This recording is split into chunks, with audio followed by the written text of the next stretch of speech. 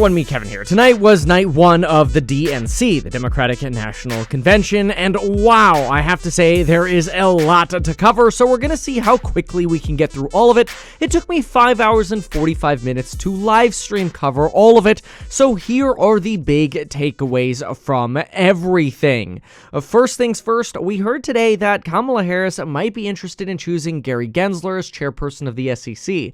Even though he's anti-crypto, Bitcoin actually moved up today. We're now over almost at 61,000. There are also rumors that we might be close to a ceasefire agreement between Israel and Hamas, and so far catalysts have done pretty well, but we'll talk about the economy in a different video. This is about the campaign. It's worth noting that Gallup polls released a poll that indicated 57% of U.S. adults believe the country would be better governed if more women were in political office. Now, if we divide that by Democrats or separate that by Democrats and Republicans, we actually end up finding that 80% of Democrats believe this, and only 32% of Republicans believe that. And this is based on a survey that actually had 571 males out of 1016. Now, obviously, small number, but they use statistical math to spread this out and suggest because it's random, it's a sample. Whatever. We know polls are polls, but we find it interesting because the DNC today was really inspired by women. They really put women at powerful transition points, whether it was the story, the emotional story of Kamala Harris wiping away Crockett's tears, Texas representative in the House of Representatives, or Hillary Clinton talking about breaking through the glass ceiling or having cracked the glass ceiling because she failed to, but maybe Kamala will be able to finally break through it. You'll see women were a big part of the DNC today. Now, we started with Chicago mayor reiterating the goal of Harris suggesting a $25,000 tax credit to support first-time homebuyers, first-generation homebuyers. They've used both words here. A lot of folks have questions on this, my opinion on this. I'll give you a quick one. Right now, my opinion is that a $25,000 tax credit to help first-time homebuyers get into housing would be useful for first-time homebuyers, but it would a net end up probably making housing more unaffordable by setting higher comparable sales. Basically, the money's just going to flow into sellers' pockets, requiring fewer price reductions. So in other words, you kind of set prices up a little higher, but you do end up helping those first-time homebuyers who do get that $25K because they become more competitive against others. So it's kind of like, take from some to give to others, but usually anytime you kind of get the government getting involved in giving money to someone, there's some form of deadweight loss.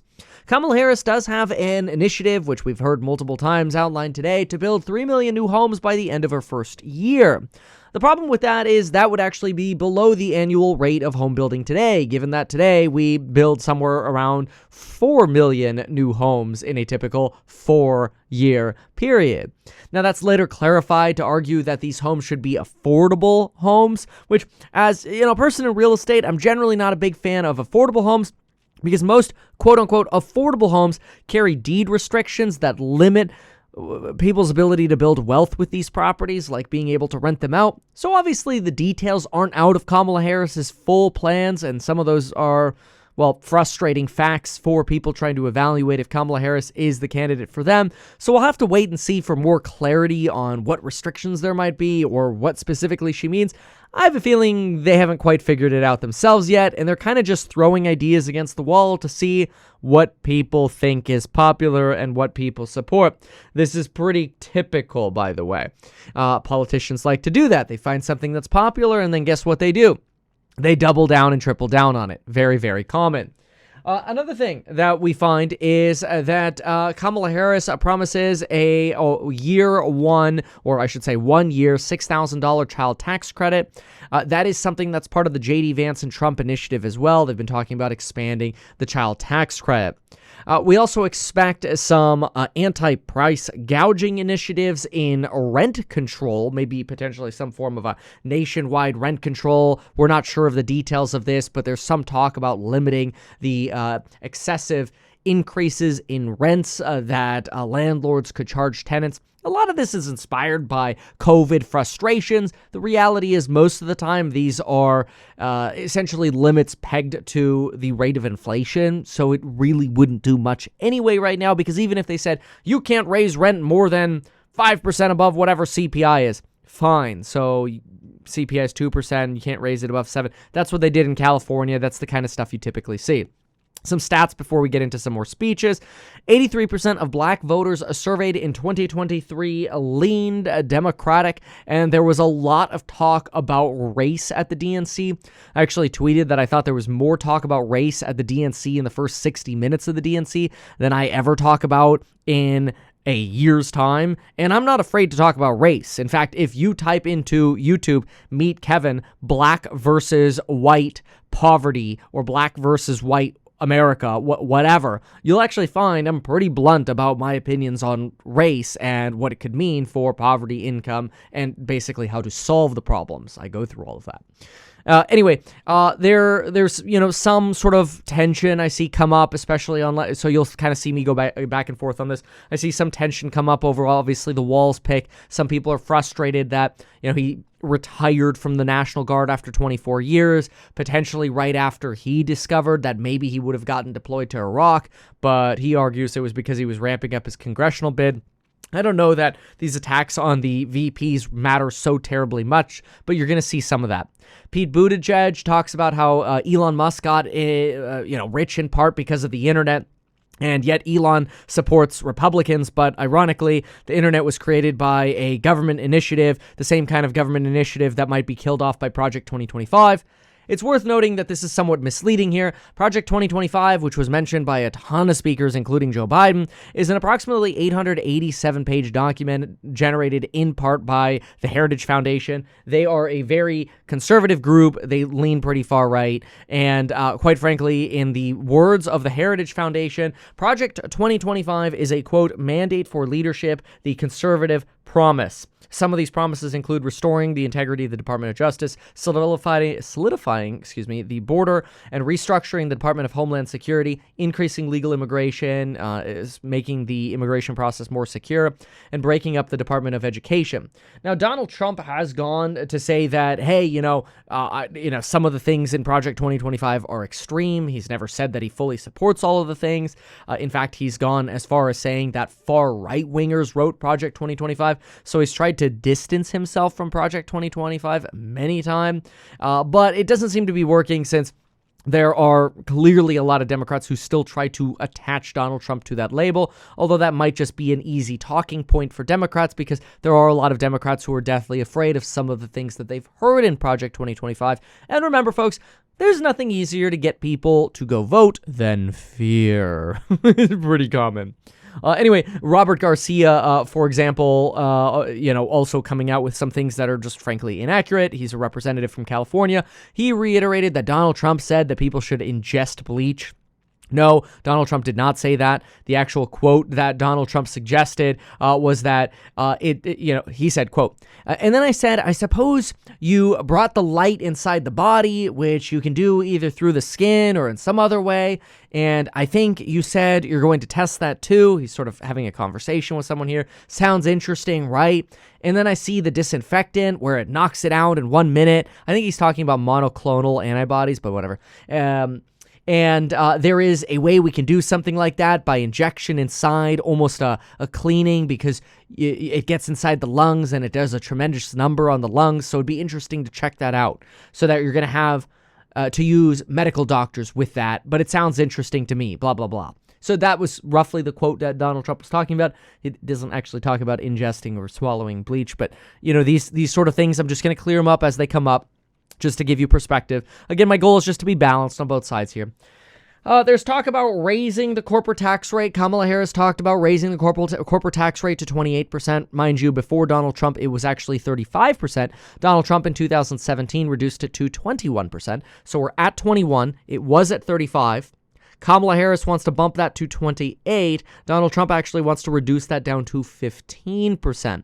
This may be something that will end up contributing to stock market volatility in October going into the election, where election uncertainty can tend to increase. The Congressional Budget Office, by the way, they did put a study together and suggested that a 1 percentage point increase in the corporate tax rate could lead to $100 billion of revenue over a decade. So that's $10 billion a year. which frankly is kind of a drop in the bucket anyway. But anyway, some Democrats are trying to extrapolate that to say, oh, well, if you increase it 7%, it would be 7 times as good. I don't know about that, because I think if you only increase the corporate tax rate 1%, you don't account for the loss of productivity you get from innovation and the amplified impact of deadweight loss of government spending. We'll see. Anyway, Shapiro of Pennsylvania says that Trump has no moral character. That's a statement that he makes, and I didn't actually write down too much more from him on that one. Then we've got there was a Trump hack that was during this DNC confirmed to be conducted by an Iranian hacker group that came out during the DNC. That's why I had it written down. Mayor Karen Bass of Los Angeles says Kamala Harris has a commitment to children. J.D. Vance has made it a big point to really support children and family, and Trump has been a fan of that as well. Bloomberg editorial board argues that Kamala Harris really needs to articulate an agenda that appeals to undecided voters, and that it would be worth supporting policies that are good for jobs, rising wages, and broader prosperity, I should say. And that some of Biden's policies have been hostile to businesses, and you should call for more competition rather than just trying to fight price gouging. Okay. The betting markets, by the way, are showing Kamala Harris in a lead by 1% on Polymarket and by about 7% on Predicted. It is worth noting, though, these can be rigged. Now, I'm not saying they're rigged. We already know polling can be, oversampled and misleading. But when it comes to the betting market, if you have a bunch of people who just buy up any sell on Kamala Harris on the Harris side, and you don't have Republicans buying up the sell on the Trump side, you could really skew the order book and make the betting odds look like they're much more in Kamala Harris's favor. So there can be rigging there if you do have enough money. Worth also noting that one of the largest super PACs for Kamala Harris came out just a few hours ago and suggested that their internal polling shows that Kamala Harris is not polling as strongly as the public polls suggest, meaning they can't give up the fight. Part of me thinks that that's just sort of a way to make sure that people get out and vote, because if you stop campaigning, you stop voting because you think you've got it in the bag, you'll end up losing like Hillary did. And they don't want to lose again like Hillary did, okay? Kevin O'Leary says he needs to see the details of Kamala Harris's policies, especially the $25,000 first-time homebuyer credit. He calls it insane, says almost all of that will go to the seller. He's probably not right. There was an impeachment report issued today by the House of Representatives for sort of an impeachment inquiry into Joe Biden. It was a 291-page report from House Republicans on Biden's, quote, influence peddling and obstruction. This accuses Biden of conspiracy to basically help his relatives receive millions of dollars from foreign investments or interests by attending dinners, speaking to them, whatever, basically access money. And then there were some examples and allegations like buying art, like prominent Democratic donors happened to be buying Joe Biden or Hunter Biden's art from art galleries, or maybe it would be a good idea to include Hunter Biden more in business dealings with a Wall Street fund because it would be good for business, things like that. Those are some of the allegations in there. There's also an investigation apparently now going in. It's more of a request to the FBI by Representative Comer, chairperson of the House Oversight Committee, who's launching an investigation into VP Pick Walls for his engagement with China, because he did teach at the Macau Polytechnic University. That's a semi-autonomous region of China. A lot of gambling over there. But anyway, focuses on sort of subpoenaing the FBI for information they could have on Walls' 30-some trips to China, teachings over there, and otherwise. Kathy Hochul ended up speaking, talking about Harris and Biden actually bringing manufacturing jobs, and that Micron is building a $100 billion microchip factory with union labor. So we fact-checked this, and yes, Micron did announce this, but they announced it as an up to $100 billion plan over 20 years. And 20 years is kind of a really buttered out vision. I mean, that's, in my opinion, kind of like NVIDIA coming out and saying, we're going to invest $1 trillion in chips. It's like, Okay. Over what, 200 years? Like, it's a little loony. So I looked into the details of this a little bit more, and the plan she's referring to, she just read the headline, but if you read the details, just 20% of that pitch, or up to $20 billion, would be spent in the first 6 years. I mean, it's better than zero, but it's far from $100 billion. Kamala Harris did make a surprise appearance. I actually respected this. She came out and thanked Joe for his service.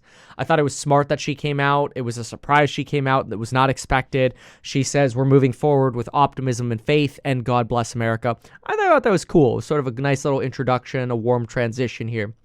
Tony Goldwyn came out. He's an actor. He was in, he was in that series. Oh, I forgot. I didn't write it down. He was in that series with, where he was the president. Yeah, he's an actor. He was in the Divergent film series. He was the voice of Tarzan in the 1999 Disney, blah, blah, blah, whatever. He just talked about a vision of stability, opportunity, grow the middle class. Kamala Harris is a fighter. We're a message of optimism versus chaos and division. This is a very common left-leaning argument you're going to hear, is that Kamala Harris is pushing about the future and joy and hopefulness and optimism. It's really a campaign of Obama. In fact, if you listen to her, she sounds very much like Obama. It's almost like she's been getting Obama training lately. I wouldn't blame that. Obama speaks very, very well, so I totally give them credit for that. And Obama had an excellent campaign, which was really the opposite of what you had with Hillary Clinton, who was kind of seen as like a witch. I'm not trying to be offensive to Hillary Clinton, but a lot of people are like, nah, she was a wretched, vile witch. People thought that maybe because she was unrelatable, the way she spoke, her mannerisms, just kind of came across as a little bit elitist. Kamala Harris is trying to create this ticket of, hey, I'm relatable. Look, your school teachers, my VP, National Guardsman, right? She's trying to come across from that angle, right? Public prosecutor. That's the whole purpose of the ticket over here. It's also why they had AOC speak, talking about how she used to work at a bar, just 6 years ago, and now she's in Congress. Okay, then the UAW's president spoke, called Donald Trump a scab and a scam. The crowd then cheered Trump's a scam. Trump's a scam. That came up multiple times.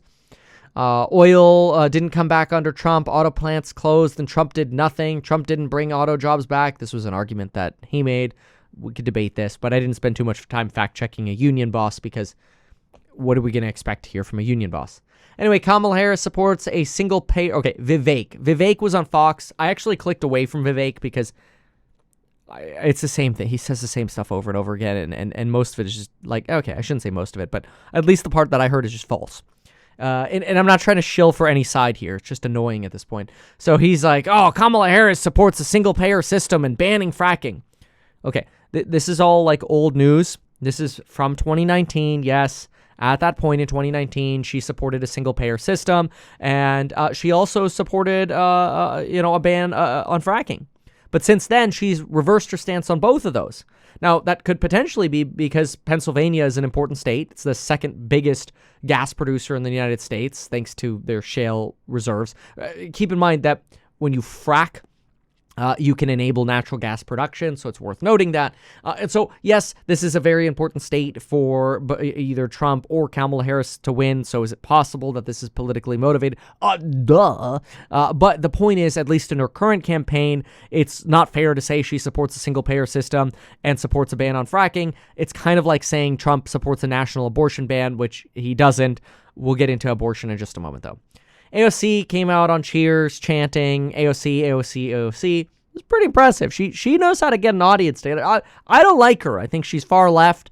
I think even Democrats agree she's far left. But she speaks well.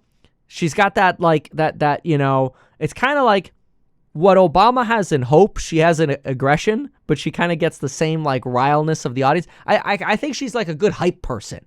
Like if you were playing football, you'd want her like cheerleading you, But anyway, she talks about how Kamala Harris is committed to reproductive and civil rights, taking on corporate greed. She had a pretty strong line against Trump. It was a low blow, but she called him a 2-bit union buster. Now, 2-bit is like a New Yorker slang. She's from like the Bronx, right? New Yorker slang term for basically low quality, derogatory, cheap, person who doesn't like unions. She says Trump can't love America because he doesn't know the toughest American jobs like American workers do. There's nothing wrong with working for a living. Honestly, she got a primetime slot here. Really, really goes far to highlight the power of women, or the highlighting of women they're doing here at the DNC. She suggested that Kamala Harris is working hard for a ceasefire deal. The second I heard this, I'm like, what are you smoking? She's campaigning. She's not working on the ceasefire deal. And I argued that's not really likely. I think Blinken and others are doing that, defense and state department. And so Politico ended up having a little note going, that's rare. We haven't seen that amongst Harris supporters before. And I thought that was kind of like a nod to that's not accurate. But Politico leans a little left, so they're not going to bash AOC too hard here. I will, though, because I'm just going to try to give it to you straight. Anyway, okay, we talked about this. Let's see. Hillary Clinton. Hillary Clinton says Kamala Harris showed us what it means, or Joe Biden showed us, rather, what it meant to be a true patriot. She says that young people are struggling to pay rent, families are struggling. All they're asking is that we keep fighting. Progress is possible, but it's not guaranteed. Kamala Harris has the vision and experience to lead us forward. She will restore abortion rights nationwide. Trump fell asleep during his own conviction. He has 32 felony convictions. And then chants broke out, lock him up. That was actually a really cool moment, frankly, for Hillary Clinton. And I'm not here to shill for Hillary Clinton. I just want to give it to you straight. She got a lot of after the email scandal and people were shouting, lock her up. Donald Trump actually says in interviews that he didn't encourage people to say that, but he also doesn't discourage people from cheering that at rallies.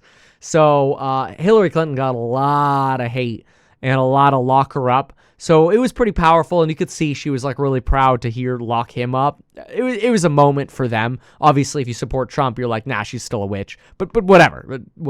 So she says that Kamala Harris will protect us, that Donald Trump is mocking her name, mocking her laugh, and doesn't that sound familiar? But now we have Trump on the run. She's trying to argue that she was made fun of, but now Donald Trump is scared of a woman. Donald Trump only cares about himself. And then, as I mentioned earlier, we put a crack in the highest, tallest glass ceiling. Today, we're close to breaking through. And through those cracks, I see freedom. Okay. She, by the way, first talked about breaking the glass ceiling all the way back in like 2018 when she was trying to win a primary against Obama. Lost then became Secretary of State under Obama, and then obviously lost against Trump in 2016. Anyway. I didn't really have anything for Jim Clyburn other than he's been in office since 1993, and I kind of like got lost on that idea that like he's basically been in office for as long as I've been alive, and I'm like, what? Okay, I was born in 92, so not quite, but anyway.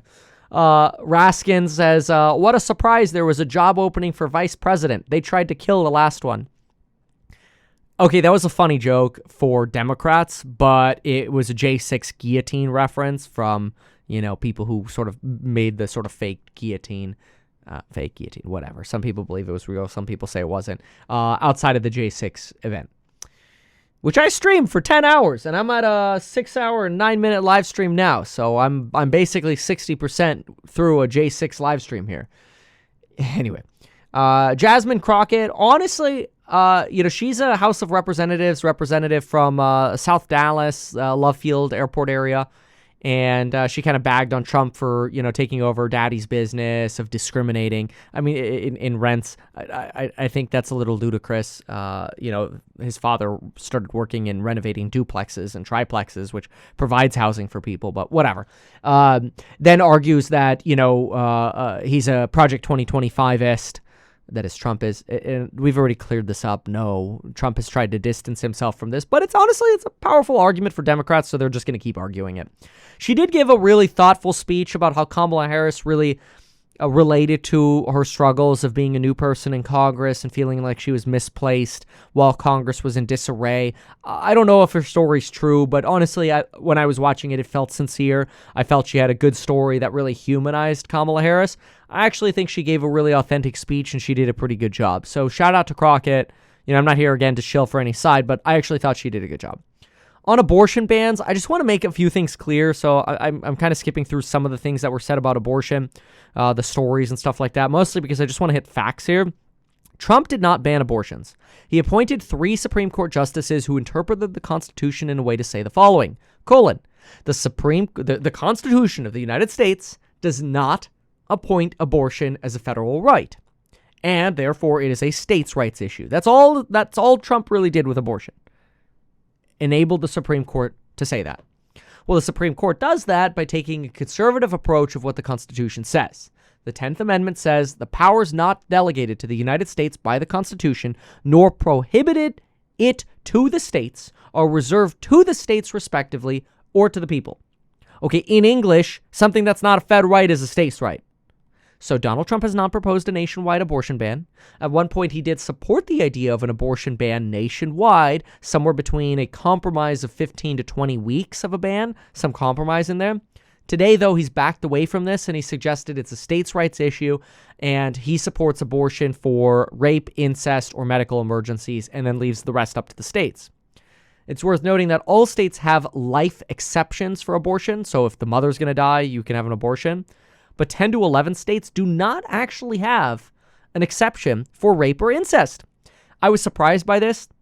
Arizona has an asterisk. That's why I'm saying 10 to 11. And it's worth listening to the states. Texas, Arizona with the asterisk, Oklahoma, Arkansas, Louisiana, Alabama, Tennessee, Missouri, Ohio, Wisconsin, South Dakota. Other states have expirations for these exceptions between 8 to 22 weeks. 13 states also don't allow fatal anomalies to be aborted. So like if the kid's going to die anyway, they make the woman carry it to term. Which honestly is probably kind of effed up anyway if you already know with certainty it's going to die, but all right. Democrats just want to codify a nationwide solution, which will likely be some form of a right to an abortion up to fetal viability, which is typically around 23 weeks. So keep in mind when people say, oh, like far left states are going to kill babies after they're born. No, those babies were going to die anyway. Or on the 40th week, no, the only way that's possible is if the mom would have died. Otherwise, even the most liberal states don't allow abortions after like 23 weeks. Jill Biden talks about Joe Biden's character, working for a greater purpose. I found Newsom in the audience, and I was really confused because I'm like, well, then who the hell is running California? And then I realized, oh, wait, nothing's changed. Ashley Biden said, I don't really have any notes on what she said. So she had some nice stories about Joe Biden as a dad. It was cute. Honestly, I didn't write anything down because it was a cute story, but I didn't have anything like factual to hit on it. Okay, Joe Biden, are you ready for freedom? Are you ready to vote for America? You can't only love America when you win. The best days are here ahead of us. Democracy has prevailed. I had no intention of running again, but I had to fight. Wages are down. Inflation is falling. Smallest racial wealth gap. Okay, all of this so far, fine. I'm okay with some of this stuff. I have some disputes coming up here. Then he says, we finally beat Big Pharma. Okay, no, you really didn't. You allowed Medicare to negotiate some drug premiums, and you have a $35 cap on insulin. Yes, that's useful through the Inflation Reduction Act, but it does not solve Big Pharma at all. It does a little bit. It's better than nothing, some would say. Some would say just let the free market regulate it, but yeah, I don't know. Free market in healthcare, there's some problems there. Anyway. Inflation Reduction Act is probably, and this is my fact check, going to be a lot more expensive than expected, maybe according to Goldman Sachs 3 to 4 times as much, mostly because they loosely interpret the credit guidelines and they basically just hand out a lot more money than the actual legislation authorized. So the savings Joe Biden talks about are probably just being spent away and increasing the debt anyway, which the debt is obviously totally unsustainable, but topic for a different video. Maybe there's a reason gold is skyrocketing in price right now and Costco starts selling gold. Okay. Donald Trump never built a damn thing is something Joe Biden says. Okay, that's not entirely true. It is true Donald Trump never really got to his $1 trillion infrastructure plan or his healthcare overhaul. Some argue that was because of COVID, but Donald Trump did get through a lot of smaller policy initiatives and projects such as cutting red tape and regulation, relaxing environmental restrictions, protecting building, like new building from lawsuits, emergency power to fast track infrastructure projects, the United States-Mexico-Canada alliance rewrite of NAFTA, the revival of the Dakota Access Pipeline, the approval of the Keystone XL pipeline, which Joe Biden killed on day one of office, so it never got finished. And multiple other allocations, like $6 billion to America's Water Infrastructure Act in 2018, the Tax Cut and Jobs Act, blah, blah, blah, blah, blah, blah, blah, blah. So, yes, there wasn't like one giant infrastructure plan. COVID probably screwed that up. Or it just was never going to happen because Trump lost the majority in Congress in 2018. So you didn't have control anyway. You needed bipartisan stuff anyway. And so it just didn't happen. Joe Biden says pro-union support is good. We need to support better schools. Donald Trump wants to do away with the Department of Education. Look at Project 2025. Okay, in fairness, Donald Trump did say in an interview with Elon Musk that he wants to get rid of the Department of Education and give the states the rights to do that, although he does think that there is a use to the Department of Education in some part because some states are going to screw it up. So that was a little confusing by Donald Trump. Anyway, then he says Trump's the loser. America's not the loser. We need to ban assault weapons, demand universal background checks. Never thought he'd call a president a liar this much before. Says that Trump says Harris won't. Oh, no, sorry. This was a Reuters update. Reuters update came in and said that Trump says Harris won't do the Fox News September 4th debate. So no debate on the 4th on Fox. Biden says that Trump killed the bipartisan infrastructure bill. Oh, sorry. Bipartisan, that's not infrastructure bill. It's the immigration bill. That's true, by the way. He did kill the immigration bill. That is true. The immigration bill probably would have fully passed and gotten signed into law, but Trump did kill that. That is just no ifs, ands, or buts. That is exactly what happened. Donald Trump did not want that passing because it's a great thing for him to run on. Some people say, hey, you know, if you want Trump, you're just kind of going to have to play the game so you can get Trump, and then you can fix everything. You know, that's what pro-Trump folks say, because even they agree, yes, Trump did kill it. Anyway, let's see here. Then Biden talks about Trump's tariff on China would cost American families up to $3,900 more per year. This is based on research from a left-leaning organization that actually says $2,500 to $3,900 due to tariffs. It's questionable. There's definitely bias at the organization, and they give a larger range. Joe Biden then incorrectly says that billionaires pay less than 9% in taxes. This is incorrect. Billionaires have an effective tax rate close to about 23.1%, and the top 2% of Americans pay more than 70% of all Americans combined.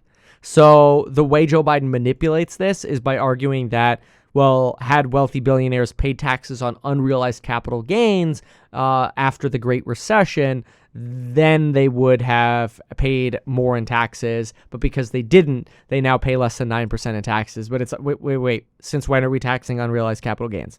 This is just false.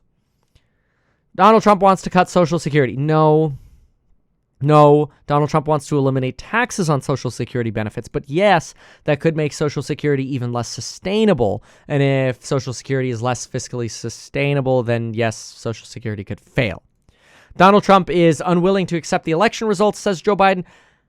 Okay, yeah, that's also partially true. Donald Trump did say that he would accept the election results if it's a fair, legal, and good election, which is a pretty fat asterisk. So, I hope you liked my summary. I'm kind of exhausted, and I'm going to leave now. So, thank you so much for watching. If you like this, make sure to get life insurance within as little as 5 minutes, and we'll see you in the next one. Thanks so much, and goodbye. Oh, go to metkevin.com/life for that. It's a paid promotion. Thanks, bye. Why not advertise these things that you told us here? I feel like nobody else knows about this. We'll try a little advertising and see how it goes. Congratulations, man. You have done so much. People love you. People look up to you. Kevin Paffrath there, financial analyst and YouTuber. Meet Kevin. Always great to get your take. Even though I'm a licensed financial advisor, licensed real estate broker, and becoming a stockbroker, this video is not personalized advice for you. It is not tax, legal, or otherwise personalized advice tailored to you. This video provides generalized perspective, information, and commentary. Any third-party content I show shall not be deemed endorsed by me. This video is not and shall never be deemed reasonably sufficient information for the purposes of evaluating a security or investment decision. Any links or promoted products are either paid affiliations or products or services we may benefit from. I also personally operate an actively managed ETF. I may personally hold or otherwise hold long or short positions in various securities, potentially including those mentioned in this video. However, I have no relationship to any issuer other than HouseHack, nor am I presently acting as a market maker. Make sure if you're considering investing in HouseHack to always read the PPM at househack.com.